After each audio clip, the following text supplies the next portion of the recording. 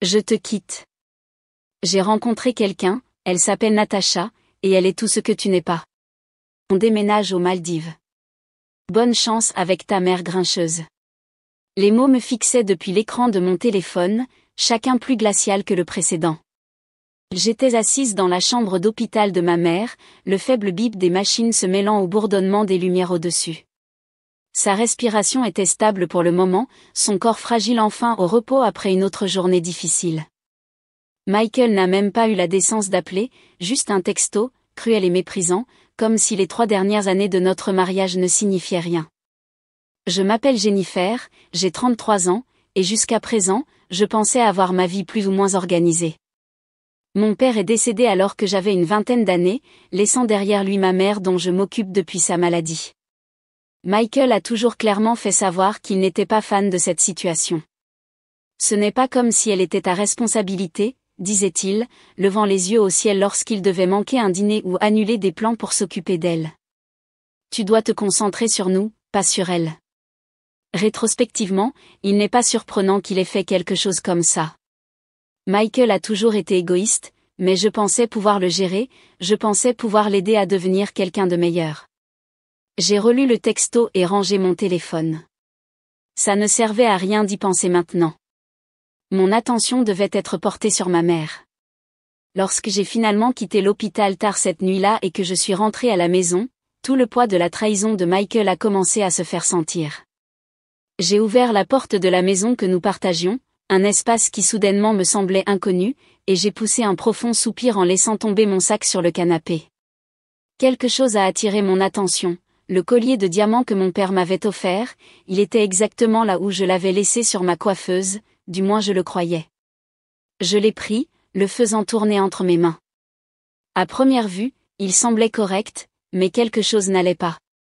Il semblait plus léger que je ne m'en souvenais. J'ai passé mon doigt sur le fermoir, remarquant de faibles traces de rayures qui n'y étaient pas auparavant. Une vague d'inquiétude m'a envahi, mais je l'ai repoussée. Peut-être étais-je simplement fatiguée. 1 heure plus tard, alors que je défaisais mes bagages, mon téléphone a vibré avec une alerte. J'ai regardé l'écran et j'ai été glacée. Alerte de sécurité, l'article a été déplacé de son emplacement désigné. Je suis restée à regarder la notification avec incrédulité. La puce de suivi incrustée dans le fermoir de mon collier, une précaution sur laquelle mon père avait insisté lorsqu'il me l'a offert, s'était activée. Le système avait un délai, donc Michael devait l'avoir pris quelques heures auparavant. Le vrai collier n'était pas là. Michael ne m'avait pas seulement quitté, il me l'avait volé. Mes mains se sont serrées autour de la contrefaçon alors que je m'asseyais, mon esprit tourbillonnant. Michael pensait qu'il pouvait me trahir et s'enfuir avec sa maîtresse. Il n'avait aucune idée à qui il s'attaquait. La révélation m'a frappé comme une vague. Michael ne m'avait pas seulement abandonné, il avait emporté ce que je possédais de plus précieux. Assise sur le canapé avec le faux collier dans les mains, mon esprit passait en revue toutes les possibilités. Quand l'avait-il fait? Combien de temps avait-il planifié cela? L'idée qu'il se soit glissé dans notre chambre, remplaçant le collier par une contrefaçon bon marché, m'a retourné l'estomac. Le collier de diamants n'était pas seulement un bijou, c'était le dernier cadeau de mon père, un symbole de son amour et de sa fierté. Le perdre avait été la chose la plus difficile que j'ai jamais affrontée, et ce collier était l'un des rares objets tangibles qu'il me restait. Michael le savait. Il savait ce que cela signifiait pour moi, et pourtant il l'a pris. J'ai ouvert l'application de suivi liée à la puce de sécurité incrustée dans le vrai collier. Le point clignotant sur la carte m'indiquait exactement où il avait été transporté, un prêteur sur gage, à 5 kilomètres de là. Ma mâchoire s'est tendue tandis que la colère commençait à s'accumuler. Comment ose-t-il? La révélation s'est ancrée plus profondément dans mes os. Michael planifiait cela depuis un certain temps. Son message texte abrupt, la façon dont il n'a même pas essayé de justifier ses actions, tout faisait partie de son plan d'évasion. Mais la question restait, pourquoi? J'ai appelé le prêteur sur gage, forçant ma voix à rester calme. Bonjour, j'appelle pour un collier de diamants qui pourrait avoir été apporté à votre magasin récemment. Il a une puce de sécurité, et je viens de recevoir une alerte concernant son emplacement. Il y a eu une pause avant que l'homme de l'autre côté ne réponde. Oui, nous avons eu une pièce comme ça ce matin. Un type l'a vendu, grand, cheveux noirs, il avait l'air un peu nerveux. Michael, ai-je demandé, le cœur battant fort. Plus maintenant, a-t-il dit. Nous l'avons signalé aux autorités lorsque nous avons remarqué que la puce de sécurité le signalait comme volé, donc il est hors de nos mains maintenant. Vous voudrez peut-être contacter la police. J'ai raccroché et j'ai regardé le mur, tout le poids de la situation se faisant sentir. Michael ne m'avait pas seulement trahi, il m'avait volé et avait laissé une trace de preuve. Ma tristesse s'est transformée en détermination. Je n'allais pas le laisser s'en tirer comme ça. S'il pensait qu'il pouvait s'éloigner de notre mariage avec le collier de mon père et vivre heureux pour toujours aux Maldives avec sa maîtresse, il se trompait. Le lendemain matin, j'ai contacté la police et leur ai fourni tous les détails. Les données de la puce de suivi, le rapport du prêteur sur gage et la fuite suspecte de Michael ont suffi à attirer leur attention. Un enquêteur du FBI s'est impliqué, et on m'a assuré que des cas comme celui-ci n'étaient pas rares.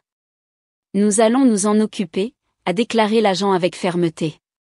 Un article de grande valeur comme celui-ci ne disparaîtra pas comme ça. Entendre ces mots m'a donné un sentiment de soulagement, mais seulement un peu. Le collier de diamants n'était pas seulement un article de grande valeur, il était irremplaçable. Au fil des heures, j'assemblais les pièces du puzzle. La trahison de Michael n'a pas été une décision soudaine. Le faux collier, le texto soudain et la visite chez le prêteur sur gage laissaient penser à un plan soigneusement élaboré. J'ai vérifié ses réseaux sociaux, une habitude que j'avais prise pour suivre son comportement erratique au fil des années. C'est alors que je l'ai trouvé, une photo publiée il y a quelques heures seulement. Michael était allongé sur une plage de sable blanc immaculé, lunettes de soleil sur le nez, cocktail à la main, Natacha assise à côté de lui, souriant comme si elle avait gagné à la loterie. Elle était tout ce qu'il affirmait que je n'étais pas, jeune, insouciante et complètement ignorante du gâchis qu'il avait laissé derrière lui. La légende disait, enfin en train de vivre le rêve. Vie aux Maldives. Nouveau départ. Mon estomac s'est retourné, mais pas de tristesse. La colère a bouillonné à la surface, aiguë et implacable. Il pensait être intouchable. Il pensait que je resterais là, brisée et impuissante, pendant qu'il vivait sa fantaisie. Mais Michael ne me connaissait pas aussi bien qu'il le croyait. J'ai passé le reste de la journée à rassembler chaque élément de preuve que je pouvais trouver, relevé bancaire, message, même reçu du prêteur sur gage que l'enquêteur m'avait envoyé. Chaque document peignait l'image d'un homme désespéré d'échapper à ses échecs, prêt à trahir la personne qu'il avait soutenue à chaque faux pas. Ce soir-là, l'enquêteur a appelé pour une mise à jour. Nous avons retracé les fonds qu'il a reçus du prêteur sur gage. Il semble qu'il ait canalisé l'argent vers un compte à l'étranger avant de partir pour les Maldives. Nous coordonnons avec les autorités locales là-bas pour geler le compte et récupérer le collier. Un petit sourire a tiré les coins de ma bouche. Michael n'avait aucune idée que le fantasme qu'il avait construit pour lui-même était déjà en train de s'effondrer. J'ai fermé mon ordinateur et je me suis allongée, tenant le faux collier dans mes mains. La rage que j'avais ressentie auparavant était toujours là, mais elle était maintenant atténuée par quelque chose de plus, la détermination. Michael pensait avoir gagné, mais ce n'était que le début. Le lendemain matin, je suis allée au bureau de l'enquêteur avec un dossier rempli de documents. Mes mains tremblaient légèrement, mais je n'allais pas laisser les nerfs me dominer. Il ne s'agissait pas seulement du collier, il s'agissait de justice. Le détective Chambers m'a salué d'une poignée de main ferme. Jennifer, merci d'être venue. Passons en revue tout ce que vous avez apporté. J'ai déployé les preuves méticuleusement, des relevés bancaires soulignant des retraits suspects, des textos montrant le comportement erratique de Michael et même les reçus envoyés par le prêteur sur gage. C'est tout ce que j'ai pu trouver, ai-je dit, ma voix ferme. Il n'a pas seulement pris le collier, il a retiré de l'argent de notre compte joint pendant des mois. Chambers a acquiescé, ses yeux perçants scrutant les documents. Vous avez fait beaucoup de travail de terrain pour nous. Cela nous donne un point de départ solide. Il a dirigé son attention sur les données de la puce de suivi que j'avais fournie précédemment. Le signal de la puce s'est arrêté lorsque le collier est entré dans les douanes aux Maldives. Nous avons déjà signalé l'article aux autorités là-bas, mais c'est un processus complexe. Des affaires internationales comme celle-ci nécessitent une collaboration avec les fonctionnaires locaux. Entendre cela aurait dû me faire sentir impuissante, mais ce ne fut pas le cas. Pour la première fois depuis la trahison de Michael, j'ai senti que j'avais des alliés à mes côtés. La conversation s'est tournée vers les activités récentes de Michael. Chambers a ouvert un dossier montrant son activité financière. Il est clair qu'il planifiait cela depuis des mois. Il a vendu le collier pour obtenir de l'argent rapidement, mais la plupart de ses fonds sont bloqués sur des comptes à l'étranger. Nous avons demandé le gel de ses comptes. Si cela est approuvé, ce sera un autre clou dans son cercueil. Je me suis allongée, en train de tout traiter. Penses-tu qu'il sait que nous lui marchons sur les talons? Improbable, a répondu Chambers. Des hommes comme Michael pensent être intouchables. Cette arrogance joue en notre faveur. Je suis sortie du bureau en ressentant un mélange d'émotions, soulagement, colère et un sentiment croissant de clarté. Autant les actions de Michael m'avaient fait mal, autant elles m'ont obligée à voir la vérité sur lui. Ce n'était pas seulement un homme égoïste, c'était un manipulateur calculateur qui pensait pouvoir me piétiner. Je n'allais pas le laisser faire. Ce soir-là, j'ai appelé ma mère pour savoir comment elle allait. Entendre sa voix, fragile mais pleine de chaleur, m'a rappelé pourquoi je me battais si fort. Elle avait toujours été mon roc, et maintenant c'était mon tour d'être forte pour nous deux. Avant de me coucher, j'ai reçu un texto de Chambers, l'affaire progresse. Restez forte, Jennifer. Nous allons l'attraper. J'ai dormi profondément, sachant que la justice était à portée de main. La publication Instagram de Michael est devenue un rituel quotidien pour moi, un étrange mélange de masochisme et de motivation. Chaque photo était un rappel de sa trahison, mais elle alimentait aussi ma détermination. Un matin, j'ai vérifié sa dernière publication, un selfie de lui et Natasha se reposant au bord d'une piscine à débordement, son chapeau de soleil surdimensionné protégeant son sourire suffisant, tandis que Michael tenait une coupe de champagne. La légende disait « Vivre la vie sans limite ». Paradis aux Maldives. Objectif de couple. Je me suis moquée, secouant la tête. Objectif de couple? Plutôt objectif criminel. À l'insu de Michael, les murs se refermaient. Le détective Chambers m'avait mise à jour ce matin-là. Nous avons confirmé que son compte à l'étranger a été gelé hier. Il ne s'en est probablement pas encore rendu compte, mais une fois qu'il le fera, il commencera à s'efforcer. C'est alors que les erreurs se produisent. Chambers ne s'était pas trompé. Le lendemain, Michael a publié une story avec une virée shopping dans une boutique de luxe. Natasha défilait avec une robe de créateur, tournant pour la caméra, tandis que Michael commentait « Quoi qu'il en coûte pour ma reine ». Mais les fissures commençaient à apparaître. J'ai remarqué que ses publications étaient devenues moins fréquentes et plus courtes, comme s'il était trop préoccupé pour créer ses légendes habituelles. Plus tard cette semaine-là, j'ai reçu un appel de Chambers. « Jennifer, nous avons des nouvelles. Les autorités des Maldives ont officiellement signalé Michael.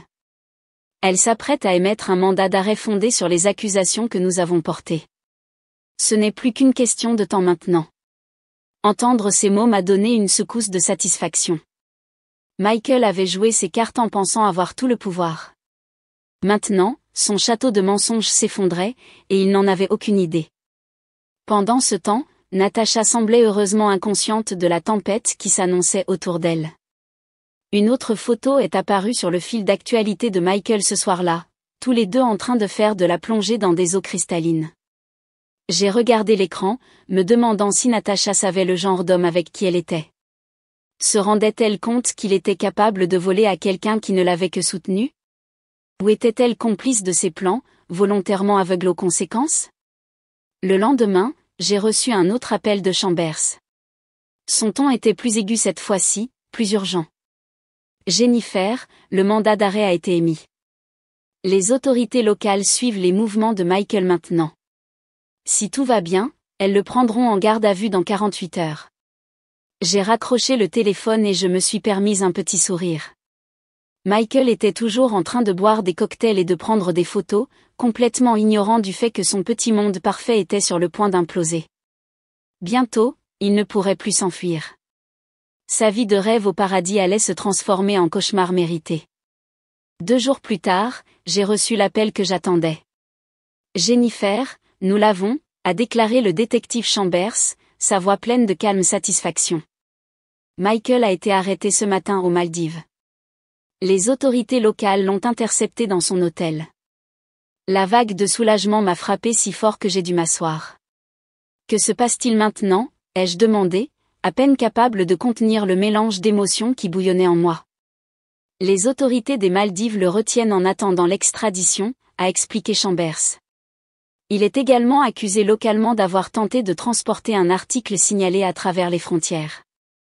Natasha a également été arrêtée, mais il a hésité, mais d'après ce que nous avons entendu, elle ne restera pas. Il semble qu'elle n'était pas enchantée d'apprendre que le style de vie luxueux de Michael était basé sur la fraude et le vol. Apparemment, elle a quitté l'hôtel peu après son arrestation. Je n'ai pu m'empêcher de rire.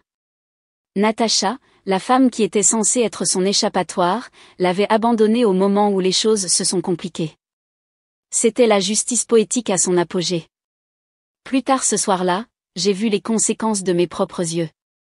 Les réseaux sociaux étaient en feu avec des photos et des mises à jour. Une photo, prise par un autre client de l'hôtel, montrait Michael escorté par 2 agents, les mains menottées dans le dos. Il portait les mêmes lunettes de soleil suffisantes qu'il avait portées sur toutes ses publications précédentes, mais son expression était tout sauf confiante maintenant. La légende disait, drame à l'hôtel. Un type a été arrêté pour vol. Je suppose que le paradis n'est pas pour tout le monde. Scandale. J'ai passé l'heure suivante à examiner le chaos. Natasha avait effacé toutes ses publications avec Michael, ses légendes débarrassées de toute mention de sa vie de rêve. Certains commentateurs perspicaces ont spéculé qu'elle avait déjà pris l'avion pour rentrer chez elle, laissant Michael à lui-même. Il n'a pas fallu longtemps avant que mon téléphone ne vibre avec un message du détective Chambers. Le processus d'extradition a commencé. Il sera ramené pour faire face à des accusations ici. Avec les preuves que nous avons recueillies, c'est une affaire solide. Il ne s'en tirera pas impunément. Pour la première fois depuis le début de ce cauchemar, j'ai ressenti quelque chose qui ressemblait à la paix. Michael, qui avait pensé pouvoir voler le collier de mon père, mon argent et ma dignité, était maintenant assis dans une cellule de prison des Maldives sans nulle part où s'enfuir. Et Natasha, s'était tellement éloignée que c'était comme si leur romance éclair n'avait jamais existé. Alors que j'étais assise dans le calme de mon salon, tenant le faux collier une dernière fois, je me suis sentie vengée. La trahison de Michael avait détruit ma vie pendant un moment, mais maintenant c'était son tour d'affronter les conséquences. Le lendemain de l'arrestation de Michael, je me suis réveillée avec la lumière du soleil qui entrait à flot par la fenêtre de ma chambre. Je ne ressentais plus le poids du monde qui m'écrasait. Je me suis étirée dans mon lit, laissant la tranquillité s'installer. Michael était parti, et pour une fois, cette pensée ne me faisait pas mal. C'était libérateur. La première chose que j'ai faite a été de rendre visite à ma mère. Assise près de son lit à l'hôpital, je lui ai raconté tout ce qui s'était passé. Il reçoit enfin ce qu'il mérite, ai-je dit à voix basse. Ma mère, fragile mais toujours perspicace, m'a serré la main faiblement. Tu es plus forte que tu ne le crois, Jennifer. Je l'ai toujours su. Ces mots sont restés avec moi longtemps après mon départ. Je me suis rendu compte qu'en dépit du chagrin d'amour et de la trahison, j'étais restée forte. Je n'ai pas laissé les actions de Michael me détruire. J'ai riposté, et maintenant il était temps de commencer à me concentrer sur ce qui importait vraiment, reconstruire ma vie. J'ai commencé petit à petit. J'ai nettoyé la maison, éliminant toute trace de Michael, ses vêtements, son parfum, même les souvenirs ringards qu'il insistait pour garder. Tout est allé aux poubelles. Avec chaque objet que je jetais, je me sentais un peu plus légère, comme si je récupérais mon espace, ma santé mentale et mon identité. J'ai aussi passé plus de temps avec ma mère, organisant ses soins médicaux et veillant à ce qu'elle ait tout ce dont elle avait besoin. Son sourire, bien que faible, m'a rappelé pourquoi j'avais lutté si dur au départ. L'étape suivante a été ma carrière. Michael avait épuisé une partie de nos finances, mais je ne partais pas de zéro.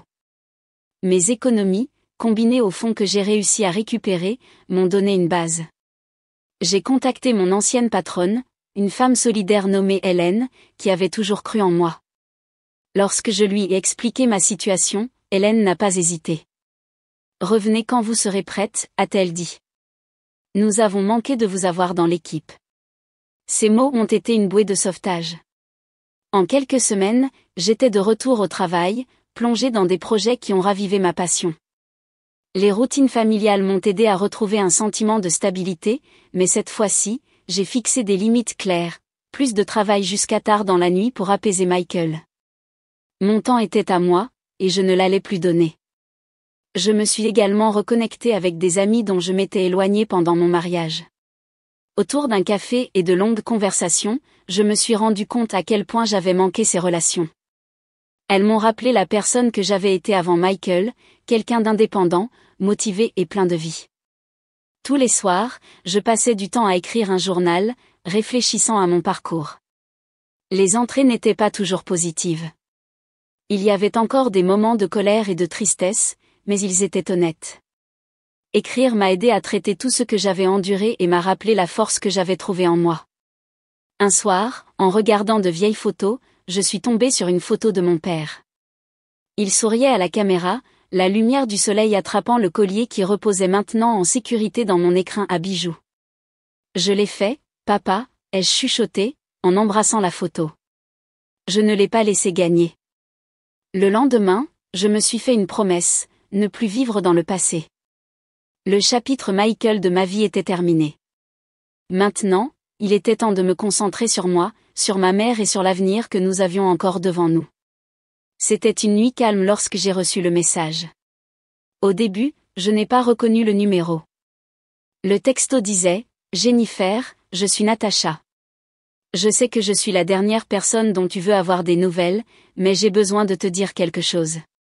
S'il te plaît, appelle-moi. » J'ai regardé l'écran, ma réaction initiale a été un mélange de colère et d'incrédulité. Natacha, la femme qui avait aidé Michael à détruire ma vie, se rapprochait maintenant. Quel culot! J'ai envisagé de l'ignorer, mais la curiosité a pris le dessus. Après une profonde inspiration, j'ai composé le numéro. Elle a répondu presque immédiatement, sa voix tremblait. Jennifer, merci de m'avoir appelé. Je suis vraiment désolée pour tout, a commencé Natacha, ses mots se bousculant les uns les autres. Je ne savais pas. Je ne savais pas l'ampleur de ce que Michael avait fait. Je n'ai pas répondu immédiatement, laissant le silence s'étendre suffisamment pour la mettre mal à l'aise. Que veux-tu, Natacha? Elle a soupiré, et j'ai entendu quelque chose qui ressemblait à un remords sincère. Quand j'ai rencontré Michael, il m'a dit que c'était toi qui voulais le divorce, que tu étais contrôlante, que tu priorisais ta mère avant lui et que tu étais émotionnellement froide. J'ai serré la mâchoire. La vieille colère familière a bouillonné. Et tu l'as cru? Oui, a-t-elle admis, au début. Mais ces dernières semaines, j'ai commencé à remarquer des incohérences. Il a menti sur tellement de choses, Jennifer, sur ses finances, sur pourquoi il t'a quitté, même sur la façon dont il a obtenu le collier.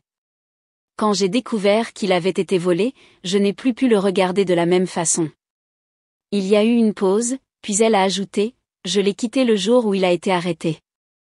J'ai pris l'avion pour rentrer chez moi, et j'essaie de donner un sens à tout depuis. Je voulais juste, que tu saches. J'ai laissé échapper un rire amer. Et qu'attends-tu de moi? Des excuses? De la sympathie? Non, a dit Natacha rapidement. Je ne le mérite pas. Je voulais juste m'excuser et te dire que Michael ne t'a pas seulement blessé, il m'a aussi blessé, de manière dont je ne me suis pas rendu compte avant qu'il ne soit trop tard. C'est un maître manipulateur.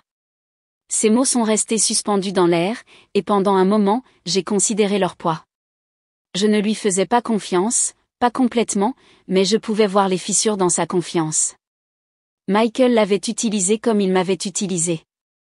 J'apprécie tes excuses, ai-je dit finalement, mon ton tranchant mais civilisé. Mais cela ne change rien. Je suis en train de dépasser Michael, et je suggère que tu fasses de même. Natacha a laissé échapper une respiration tremblante. Je le ferai. Merci de m'avoir écouté. Lorsque l'appel a terminé, je me suis assise en silence, regardant mon téléphone. Une partie de moi s'est sentie vengée. Les mensonges de Michael l'avaient rattrapé de toutes les manières possibles. Mais je ne m'attarderai pas sur les paroles de Natasha ni sur ses remords. Il ne s'agissait pas d'elle ni de Michael, il s'agissait de moi en train de récupérer ma vie.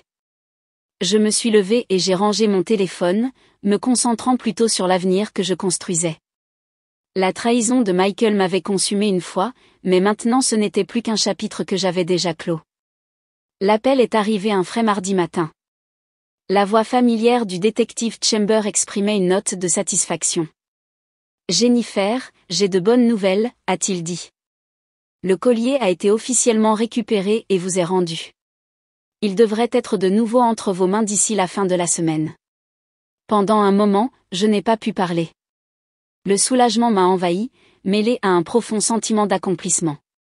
Merci, ai-je finalement réussi à dire, ma voix ferme mais pleine d'émotion. Cela signifie plus que vous ne le savez. Il y a plus, a poursuivi Chambers. La date du procès de Michael a été fixée, et avec les accusations et les preuves accumulées contre lui, il est presque certain qu'il écopera d'une peine de prison importante. La justice est en marche. Entendre ces mots s'est senti comme la dernière pièce d'un puzzle qui s'emboîtait. Michael, qui avait essayé de me détruire, allait enfin faire face aux conséquences de ses actes. Lorsque j'ai raccroché, je me suis assise en silencieuse réflexion. Le collier de mon père, le seul lien tangible avec son amour et sa force, rentrait à la maison.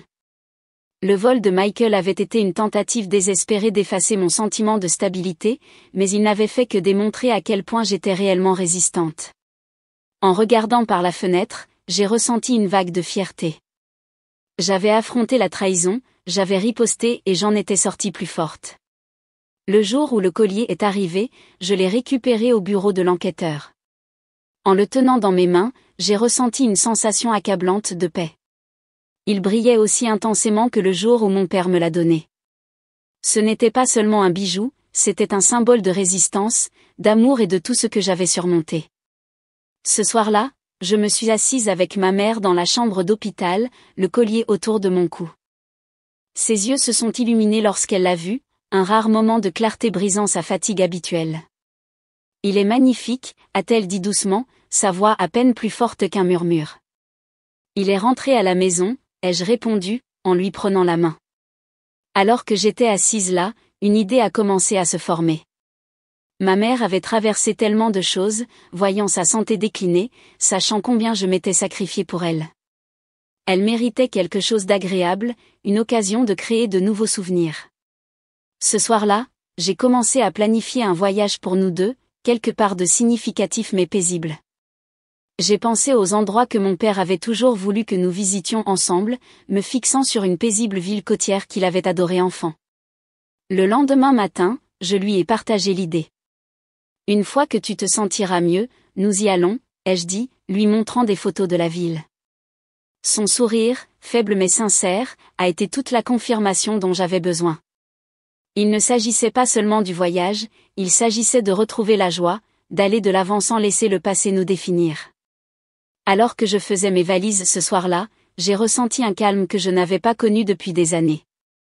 La tempête que Michael avait apportée dans ma vie était terminée, et l'avenir, était à moi de le construire, un pas à la fois. IVE continued the translation to the end.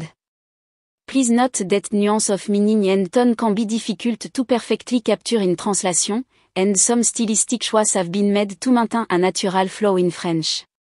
Also, some phrasing might have slight variation depending on the preferred style. Alors que je faisais mes valises ce soir-là, j'ai ressenti un calme que je n'avais pas connu depuis des années. La tempête que Michael avait apportée dans ma vie était terminée, et l'avenir, était à moi de le construire, un pas à la fois. The rest of the text, translated into French. L'appel est arrivé un frais mardi matin. La voix familière du détective Chambers exprimait une note de satisfaction. « Jennifer, j'ai de bonnes nouvelles », a-t-il dit.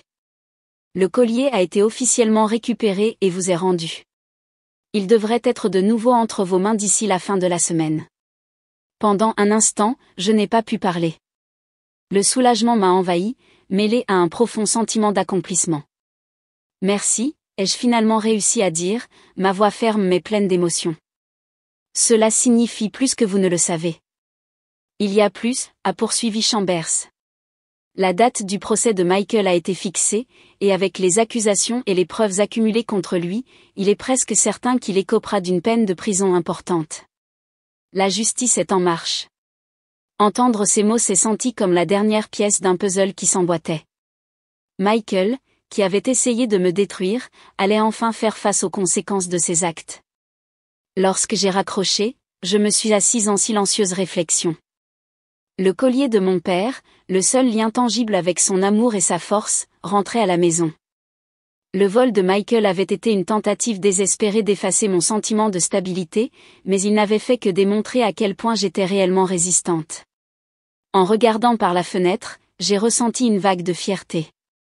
J'avais affronté la trahison, j'avais riposté et j'en étais sortie plus forte. Le jour où le collier est arrivé, je l'ai récupéré au bureau de l'enquêteur. En le tenant dans mes mains, j'ai ressenti une sensation accablante de paix. Il brillait aussi intensément que le jour où mon père me l'a donné. Ce n'était pas seulement un bijou, c'était un symbole de résistance, d'amour et de tout ce que j'avais surmonté. Ce soir-là, je me suis assise avec ma mère dans la chambre d'hôpital, le collier autour de mon cou. Ses yeux se sont illuminés lorsqu'elle l'a vu, un rare moment de clarté brisant sa fatigue habituelle. « Il est magnifique », a-t-elle dit doucement, sa voix à peine plus forte qu'un murmure. « Il est rentré à la maison », ai-je répondu, en lui prenant la main. Alors que j'étais assise là, une idée a commencé à se former. Ma mère avait traversé tellement de choses, voyant sa santé décliner, sachant combien je m'étais sacrifiée pour elle. Elle méritait quelque chose d'agréable, une occasion de créer de nouveaux souvenirs. Ce soir-là, j'ai commencé à planifier un voyage pour nous deux, quelque part de significatif mais paisible.